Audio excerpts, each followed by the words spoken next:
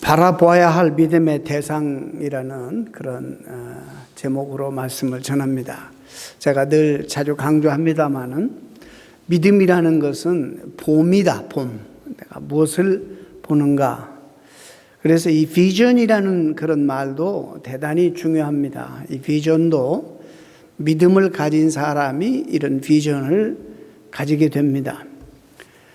그래서 예수님이 공생에 시작하실 때에 초반 부분에 소경을 들어서 눈을 뜨게 하셨고, 그리고 또 공생의 마지막 그 스테이지에서도 사역을 마감하면서 소경의 눈을 뜨는 그런 사역으로 사역을 마치시는 것을 보면 이 믿음이라는 게 참 보는 것과 대단히 연관이 있다라는 것을 알 수 있습니다. 히브리서 12장에 믿음의 주요 또 온전케 하시는 예수를 바라보자, 그렇게 말씀을 하고 있습니다. 믿음의 주 되시고 우리를 온전케 하시는 예수를 바라보자. 그래서 우리가 무엇을 바라보고 살아가느냐에 따라서 우리의 믿음의 퀄리티나 퀀티티가 사실상 결정이 됩니다. 오늘은 사실 구약의 출애굽 역사 가운데서 가장 드라마틱하고 가장 중요한 구절 중에 하나, 하나님의 구원의 역사와 통치의 역사가 한꺼번에 보여지는 너무 중요한 구절 중에 하나를 우리가 본문을 택해서 보았습니다. 저는 이 부분을 대할 때마다 출애굽기, 그 다음에 민수기, 신명기를 대할 때마다 오래전에 보았던 Ten Commandments 영화가 항상 그 이미지가 생생하게 살아남습니다. 찰턴 헤스턴이 주연이었습니다. 그래서 찰턴 헤스턴이 샌들을 신고 그 사막을 오르내리는 백성들 앞에서 참 백성들을 인도하는 이런 모습들, 영화 잘 만들어졌죠. 근데 영화는 또 흥행이 목적이기 때문에 이 이미지라는 것이 엄청나게 우리에게 큰 임팩을 줍니다. 믿지 않는 사람들에게는 더 좋은 영향을 줬겠지만, 저는 사실 그 영화 때문에 성경을 본문에 접근하는 데 많은 어려움을 겪는 사람 중 하나입니다. 오늘 특별히 본문에 나타나는 이 부분을 그 영화에서 가장 드라마틱하게 홍해가 갈라지고, 그다음에 헐리우드의 유니버설 스튜디오 가보면은 그 모세가 그 영화에 나온 그것을 재현해서 보여주는 그런 코스도 있습니다만은 정말로 드라마틱하게 그렇게 보여주어서 정말 그걸 안 봤더라면 그냥 내 상상의 날개를 펴서 본문에 들어가서 따라가 보겠는데, 이게 본문을 보게 되면 자꾸 그 영화 이미지가 떠올라요. 찰턴 헤스턴이 떠오르고, 그래서 참 이게 굉장히 불편해요. 그래서 옛날에 제가 들었는지 뭘 봤는지, 제가 영화 제작자들이 예수님에 관한 영화를 만들 때 절대로 금지되는 것이 하나 있는데, 예수님의 얼굴은 보이지 말라. 배너가 유명한 작품인 것은 무엇 때문에 예수님의 얼굴을 보이지 않았어요. 종이 노예가 되어서 끌려가는 그 배너에게 참 목이 타서 죽으려고 쓰러지는 배너에게 물을 한 바가지 떠다가 먹여주는 예수님의 모습이 사이드에서, 뒷면에서 조명이 되는데 예수님의 앞면이 안 보입니다. 자꾸 앞면을 보이기 시작해요. 몇십 년 전부터. 또 그 이후에 앞면을 보이니까 흑인들이 불만이 많았어요. 애프로아메리칸들이. 아니, 예수님이 무슨 잘생긴 백인이냐. 그래서 예수님을 여러분 언젠가 보여드렸지만 흑인으로 탁, 우리한테는 이분이 예수님입니다. 이러고 인도 사람대로 인도 사람 형상을 만들고, 그래서 예수님이 또 조선 사람은 삭갓은 그것도 만들었어요. 누가 또 그렸어. 그러니까는 이게 예수님은요, 그 우주에, 물론 유대인의 몸을 통해서 유대인 계통에서 태어났지만은 이 우주에 구세주시고 우리 모두의 세상의 주님이시기 때문에 저는 그걸 정말로 그 이미지의 강인한 이미지 임팩트 때문에 예수님은 얼굴을 안 보는 게 좋습니다. 원래 그렇게 보이면 자꾸 그 강한 이미지 때문에 오해를 할 수 있기 때문입니다. 여러분, 그 영화는 어떤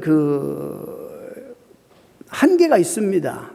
그 사건에 나타난 표면적인 그런 부분만을 드러난 이야기만을 보게 하지, 정말 하나님께서 성서 기자 모세를 통해서 하시려고 하시는 핵심 메시지를 절대로 전달할 수가 없습니다.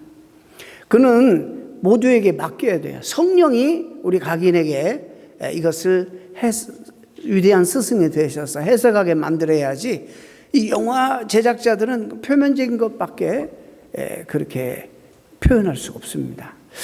여러분, 조금 관찰력이 있으신 분은 오늘 본문 읽으시면서 여러분 느끼셨겠어요. 오늘 본문의 사실 핵심은 홍해바다가 갈라지는 게 아니에요. 그 기적이 아닙니다.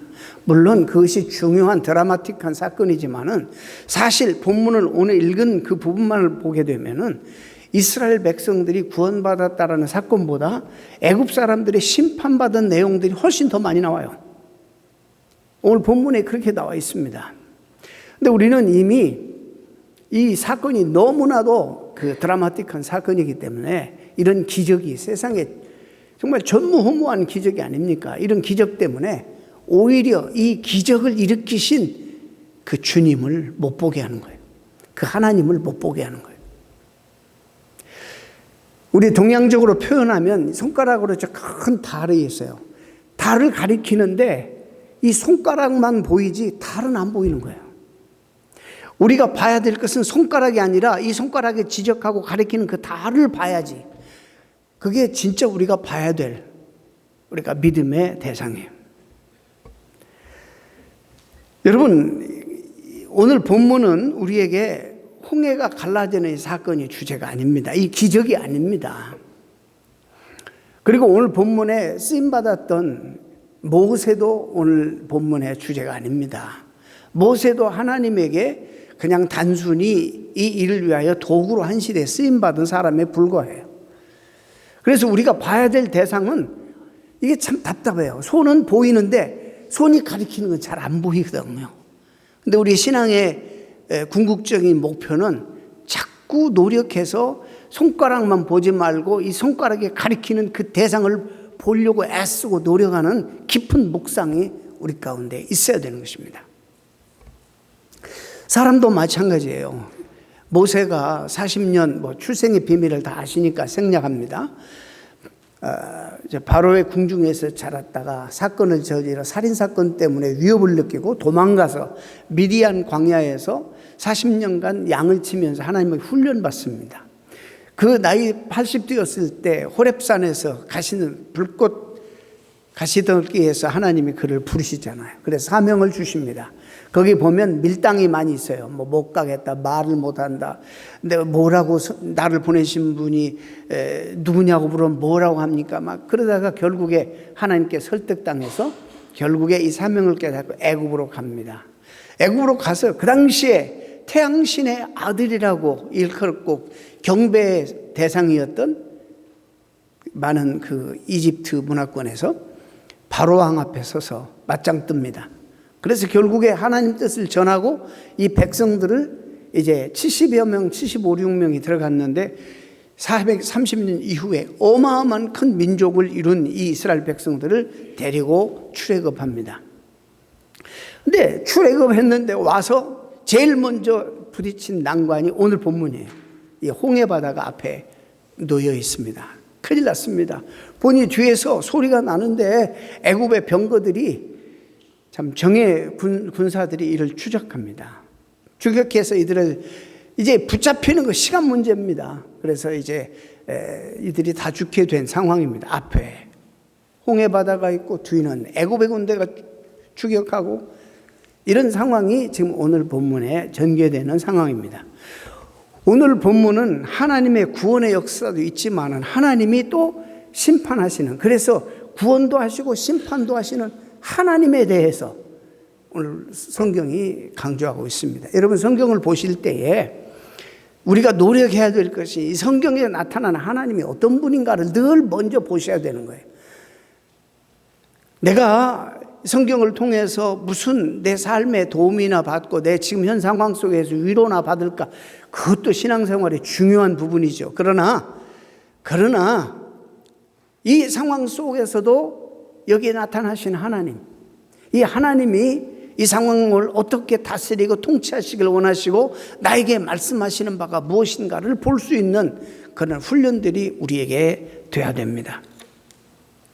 성인 남자들이 걸음걸이로 걸으면 출애굽해서 가나안까지 적어도 15, 16일, 노약자도 있고 여자도 있고 어린아이도 있고 그러니까 넉넉 잡고 한 달 정도 걸려야 되는, 한 달 정도 하면 얼마든지 갈 수 있는 거리를 40년 방황합니다. 여러분, 모세가 잘 준비된 사람입니다. 모세가. 그래서 성경에 이 모세, 이 지구상에, 이 땅에 모세만큼 온유한 사람이 없다 그랬어요. 온유라는 단어를 사용할 때 우리 어떤 원어적인 표현은 잘 길들여진, 잘 훈련된 그런 뜻이에요. 사실상은. 물론 뭐 따뜻하고 뭐 그런 부분도 있겠지만은 온유라는 단어는 절대로 연약한 단어가 아닙니다. 아주 강한 단어입니다. 제가 오래전에 한번 말씀드렸죠. 글을 읽어보니까 이 단어가 그 당시 어떻게 쓰였냐면 사막에서 말이 달리다가 목이 타는데 오아시스를 만났습니다. 죽게 됐는데 오아시스를 만나니까 말이 막 달려가서 오아시스에 물을 마시려고 하는데 명만지 아닌지를 어떻게 구별을 하느냐. 물 앞에서 주인을 딱 보는 거예요. 그럼 주인이 이러면 마시는 게 명마고, 그렇게 훈련이 안 되고 허겁지겁 주인의 명령도 안 듣고 마시는 그런 말은 명마가 아니라는 거예요. 그래서 온유라는 단어를 모세에게 사용했다는 것은 모세만큼 하나님 앞에 잘 길들여진 사람이 없다는 거예요. 정말 40년 동안 하나님과 백성들 중간에 중재자로 서서 얼마나 어려움이 많았어요. 그 불평들, 그 사악한 백성들의 불평, 불만, 조소, 툭하면 돌을 들어 쳐서 죽이려고 하지 않나, 뭐 군대 장관 세서 애굽으로 되돌아가자 하지 않나, 조금만 불편하면 얼마 전에 있었던 은혜는 다 잊어버리고 그런 어려움을 많이 겪었어요. 제가 성지순례 갔는데 제가 시내산에 올라갔어요. 거기 코스가 뭐냐면 시내산에 올라가서 그 일출 보는 겁니다.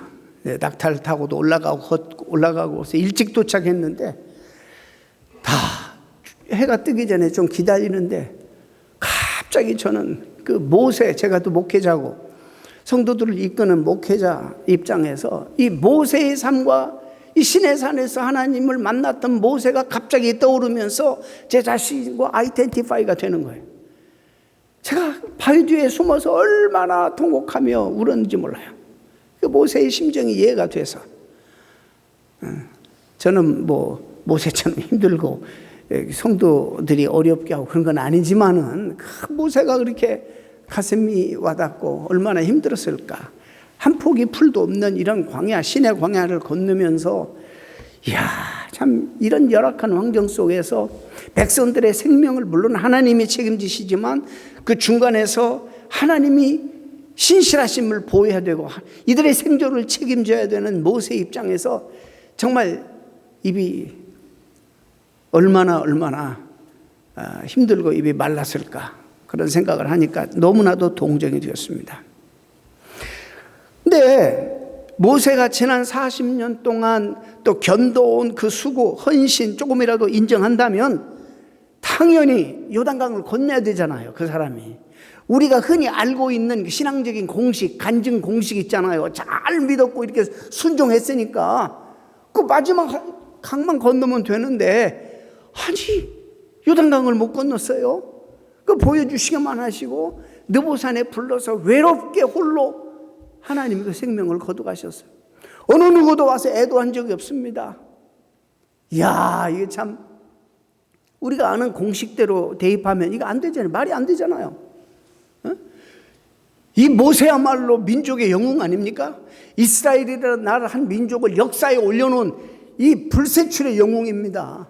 그리고 하나님 앞에 이렇게 충성스러운 사람이 80년 동안 준비해서 하나님 앞에 또 40년 동안 쓰임 받았는데 모세 인생에 하나님이 없이는 얘기할 수가 없어요.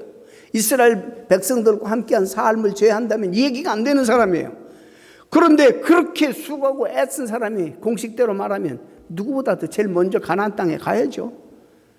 그가 그렇게도 바랬는데 하나님은 허락하지 않았어요.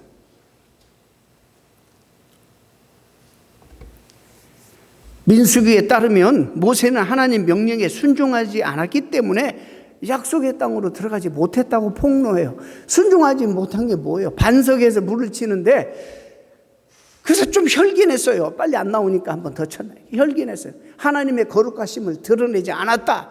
이래가지고는 아니 그것 때문에 가나안 땅을 못 가요? 이러면 어떻게 생각하세요? 상식적으로. 응? 아니 큰 죄를 진다 할지라도 하나님만 엎드려 용서를 구하면 용서하시는 하나님께서 모세의 그 작은 실수로 트집 잡아 40년 동안 기다려온 그 약속의 땅에 들어가지 못하게 하시다는 것은 우리 상식에 어긋나는 거예요. 근데 왜 그랬을까? 성경이 자세하게 이야기는 하지 않지만은 아마 어떤 알지 못하는 사실, 우리가 꼭 알아야 될 사실 하나를 우리 하나님께서 교훈하시지 않는가? 그게 뭐냐?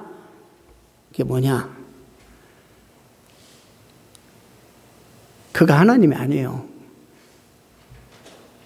이 세상의 모든 문화는 사람을 영웅시하고 영웅 만들어서 그의 업적을 칭송하고 심지어 예배까지 하지만 하나님은 절대 그걸 허락하지 않아요.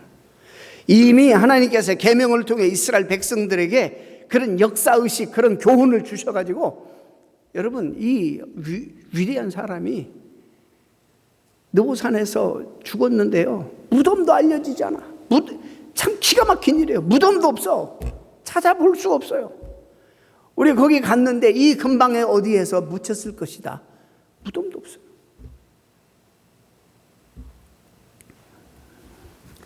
여러분 신앙생활 하면서 제가 알아요. 이 손가락을 강조하면 사람들이 좋아하고 많이 보여요. 쉬워요. 근데 우리가 여기에서 멈춰서는 안 되는 거예요. 그러니까 이것을 가리키는 하나님에게까지 우리가 가야 돼요. 관심이 거기에 도달해야 돼요. 오늘 보세요. 이 손가락을 표적, 기적, 그분을 통해서 얻어내는 것, 이런 것을 강조하면 사람들이 구름대처럼 모입니다. 쉬워요. 신앙생활하기가. 그러나 우리의 궁극 목표는 이 손가락에 가리키는 바로 그 달. 정말 이 모든 표적이 가리키는 바로 그분. 이 표적은요, 그분을 가리키는 사인에 불과한 거예요. 그게 표적이든지 사람이 되었든지 그게 강조돼서는 안 된다는 거예요. 모세가 어떤 사람입니까? 신명기 34장 10절 이하에 이렇게 표현해요. 그 후에는 이스라엘에 모세와 같은 선지자가 일어나지 못하였나니 전무후무한 그보다 위대한 사람이 역사 가운데 나타나지 않았다는 거예요. 이렇게 훌륭한 사람이. 그는 거기에 뭐라고 나왔냐면 여호와께서 대면하여 아시던 자요. 이게 무슨 하나님 형체가 있으신 건 아니지만은 이런 의인화해서 대면했다. 엄청난 영적인 권위를 얘기하는 거예요. 구약 성경에서는요, 하나님을 보면 죽는 줄 알았어요. 그런데 하나님이 대면했다. 친구처럼 여겼어요. 대면했어요. 그리고 그를 애굽 땅에 보내사 바로와 그 모든 신하와 온 땅의 모든 이적과 기사와 모든 권능과 위엄을 행하게 하심에 온 이스라엘 목전에서 그것을 행한 자다. 모세를 그렇게 표현해요. 이보다 더 위대한 자가 없어요. 그런데 그도 어떻게 죽었어요? 몰라. 아무도 몰라. 그는 하나님 홀로 아마 장례식을 치렀을 거예요. 무덤도 알려져. unknown. 강력한 영적 권위를 가지고 이집트 바로와 대결한 사람이에요. 태양의 신의 아들로 숭배받던 바로를 넘어선 사람 모세 외에는 역사 가운데 없습니다. 이렇게 절대적인 영적 권위를 행사했던 모세였지만 약속의 땅에 들어가지도 못하고 느보산에도 아무도 지켜보는 사람 없는 곳에서 초라하게 죽게 합니다.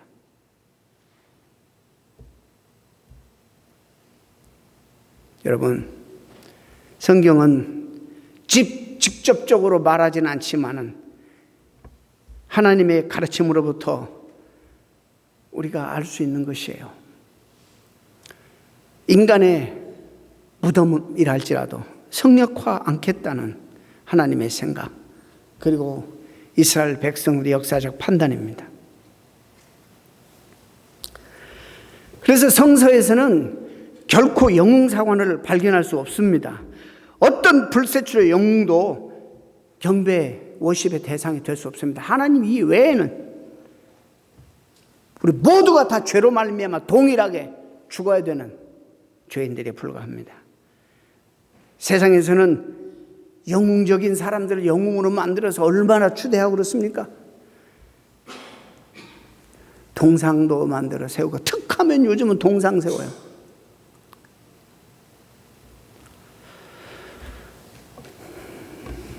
아무리 영웅적인 삶이 있다 할지라도 우리의 모든 인생의 삶의 주체는 하나님이십니다. 그의 삶을 통해서 하나님이 드러나야 돼요. 하나님의 하나님 되심이 드러나야 되고, 하나님의 통치 행위, 그분의 다스림의 행위가 돋보여져야 되는 거예요. 이게 믿음이에요, 이게. 그래서 우리가 어디에 머물러서는 안 돼요? 지도자에게 머물러서는 안 돼요. 얼마나 한심하면, 선지자도 아니고 이 거짓말하는 그런 여자 목사에게 속아가지고 전 재산 다 바쳐가지고, 아니 몇백 명이 그 지식인들이래요. 그 사람들이 피지로 다 떠나가지고 거기서 집단 생활하고, 어떻게 이게 가능한가? 현실이에요, 현실.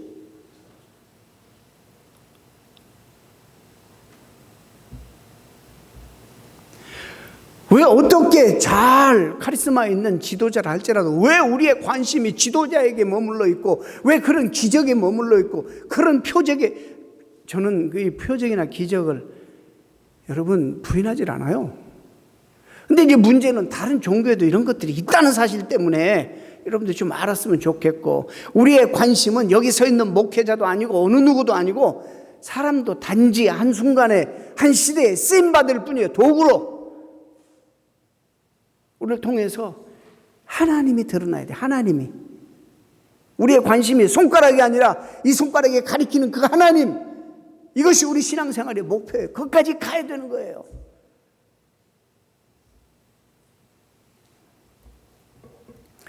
우리 삶 속에 그 하나님과 함께하는 관계를 통해서 그분의 통치와 말씀을 통한 그분의 다스림과 통치가 어떻게 이루어지고 있는가, 여기에 늘 관심이 있어야 되는 거예요. 내가 그분을 통해서 뭔가를 얻어내는 거, 또 소중하고 중요하지만 신앙생활에 어릴 때는 그럴 수 있지만 신앙 성장이 뭐예요? 성숙이 도대체 뭐냐고요? 저는 어릴 때 우리 아버님이 슈퍼맨이었어요. 우리 아버님보다 힘세고, 우리 아버님은 그냥, 그래서 늘 물어봐. 아빠, 누구보다 힘세? 이순신 장군보다 힘세? 그럼 우리 아빠는 또 그러시는 거야. 네? 학교에서 배우면 와가지고 강강 장군보다 힘세요. 그렇지. 아버지가 또 그냥 나하고 대화가 되겠어요? 그러니까 그냥 그렇게 대답하시는 거예요. 우리 어머니보다 훌륭한 사람이 이 세상에 없어. 이분들은 나에게 있어서 매일매일 내 모든 것을 채워주고 내 생존을 책임지고 나 필요한 모든 걸 공급하시는 기적이에요. 기적 같은 분이에요. 근데요, 성장하면서 어른이 되고 난 다음에 그분들과의 내 관계가 달라지는 거예요. 어떻게 달라져요? 이제 그런 매체가 필요 없어요. 기적적인 매체가 필요 없고 인격적인 관계로. 아시겠어요? 우리가 처음에는 신앙생활할 때 그런 것 때문에 하나님을 좋아하고 그런 것 때문에 따랐을지라도 우리가 신앙 성장은 뭐냐? 성숙은 하나님과 인격적으로 만나서 그런 기적 매체가 없어도 이런 것들은 좀 줄어들더라도 우리가 하나님과 함께 그분의 통치와 다스림을 매일매일 삶 속에서 받는 것이, 이것이 진짜 신앙생활인 거예요. 그분을 통해서 얻어내는 것만 관심이 있었다가 자라면서 그게 중요하지 않아요. 안 주셔도 좋아. 내가 기도한 대로 응답 안 하셔도 뭐 어떻게 하겠어요. 하나님이 절대적인 주권을 가지고 하시는데.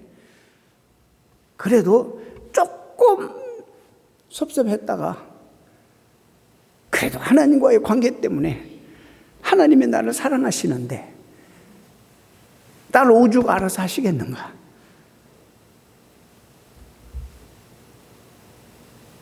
관계가 점점 더 깊어져. 옛날에는 그런 것들 때문에 관계를 맺었다면 이제 이런 게 없어도 손가락이 안 보여도, 이건 보이지만 이게 안 보여도 그분에게 가는 거예요. 우리의 관심이, 우리의 묵상이. 이게 신앙생활이에요. 사실 오늘 본문에 보면 이스라엘 백성들이 구원받는 사건도 다뤘어. 홍해도 갈라지는 거 다뤘지만 여기에 또 동시에 하나님의 심판주로서 이 애굽 백성들을 심판하시는 내용이 쭉 나와요. 더 많이 서술되어 있어. 더 많이. 자세히 보세요. 더 많이 서술되어 있어. 막 말박구 소리 들리고 병거가 추적해 오는데 하나님이 딱 그 가운데 구름 기둥으로 이스라엘 백성과 애굽 백성을 딱 막아버려요. 더 이상 물리적으로 침범 못하도록 딱 막으셔요. 누가 그래요? 하나님이 그러세요. 이것도 기적이에요. 누가 그래요? 하나님이. 또 두 번째는 자중질환이 일어나 바퀴가 빠지고 말이죠. 난리가, 병거들이 쓸모없게 막 만들어버려요. 엉기고 빠지고. 누가 그래요? 하나님이 그래요. 하나님 명령 따라 바다를 향해서 가리키니까 바람이 불어서 홍해바다가 갈라지고 벽을 만들고 마른 땅을 만들어요. 누가? 하나님이. 모세 지팡이? 아니에요. 모세? 아니에요. 하나님이 그러셨어요. 여러분, 우리가 항상 거기에 가야 돼요. 관심이. 이것이 영화의 한계예요.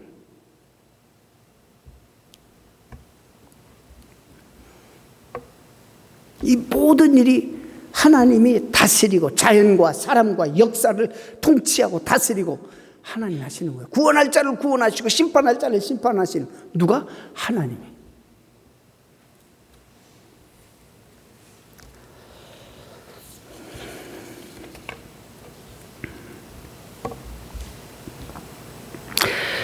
어떤 면에서 본문을 자세히 보면 이집트 사람들에 대한 이야기는 극적으로 묘사되는 반면에 이스라엘 사람들에 대해서는 좀 싱거워요.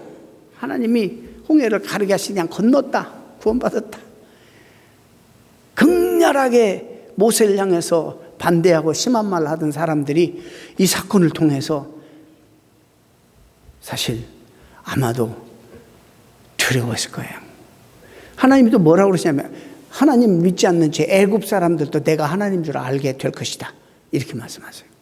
이 하나님은 우리의 하나님만이 아니라 우주의 믿는 사람, 믿지 않는 사람 모두의 하나님 되십니다. 구원시키시고 심판하시고 이 모든 일을 하시는 분이 누구예요? 하나님. 여기 등장되는 인물들은 그냥 등장 인물들일 뿐이에요. 이 모든 사건의 연출자는 하나님이세요.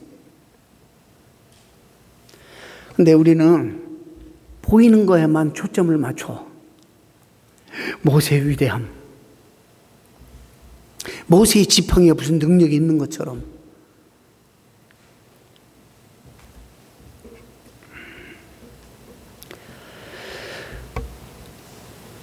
이스라엘 백성들을 추격하던 애굽 병거들이 바다 안에 들어와서 그들을 추격할 때 하나님 물을 다시 합해버리셔서 물속에 다 수장시켜버립니다.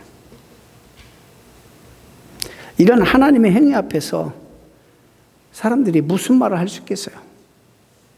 입을 다물어야지. 모든 자연과 인간 역사와 사람까지 하나님 앞에 순종할 수밖에 없다는 메시지가 오늘 본문의 핵심입니다. 홍해 갈라진 게 핵심이 아니고 하나님의 핵심이에요.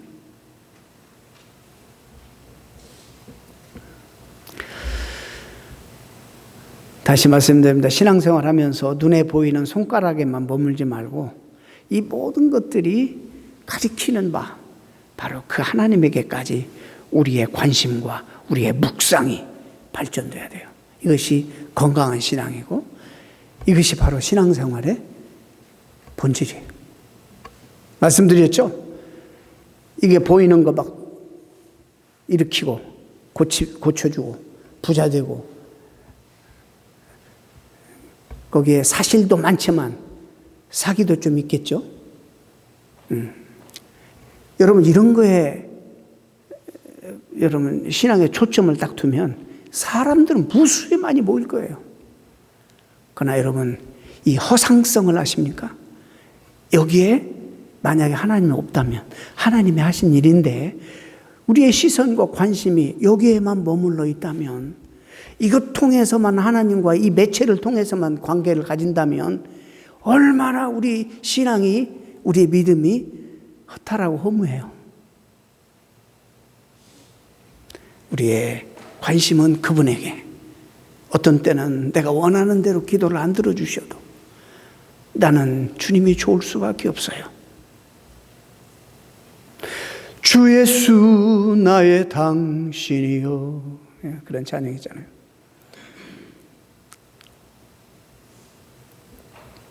그분이 내 하나님이라는 사실이 날 이렇게 행복하게 하고 날 이렇게 부요하게 만들고 그러니 이것이 바로 먼저 그의 나라와 그 의를 구하는 거예요. 그럴 때 우리에게 필요한 거 오죽 알아서 하나님이 채워주시겠어요. 그게 질병이든지 우리의 실패든지 그게 뭐든지 우리 순서가 그렇게 돼야 된다는 거예요. 너희는 먼저 그의 나라와 그 의를 구하라. 그분을 먼저 구하라. 가리키는 손가락 보지 말고 이걸 통해서도 물론 궁극적으로 보이게 계시하시는 분이 하나님이시라면 여러분의 관심이 거기에 가야 된다는 것이죠. 오늘 제목이 뭡니까? 바라봐야 할 믿음의 대상. 우리 하나님. 안 보이지만 그런 노력이 결국에 하나님이 받으시고 또 기뻐하시고 또 하나님이 우리에게 찾아오시게 하는 대단히 중요한 그런 방편이 될 것입니다. 매일매일 그분과 함께 하나님의 통치와 다스림을 받는 것이 어떤 기적보다도 큰 것이라는 것을 명심하시고 신앙생활을 그 목표를 향해 열심히 잘하시는 여러분 되시기를 주 이름으로 축원합니다. 기도하겠습니다. 하나님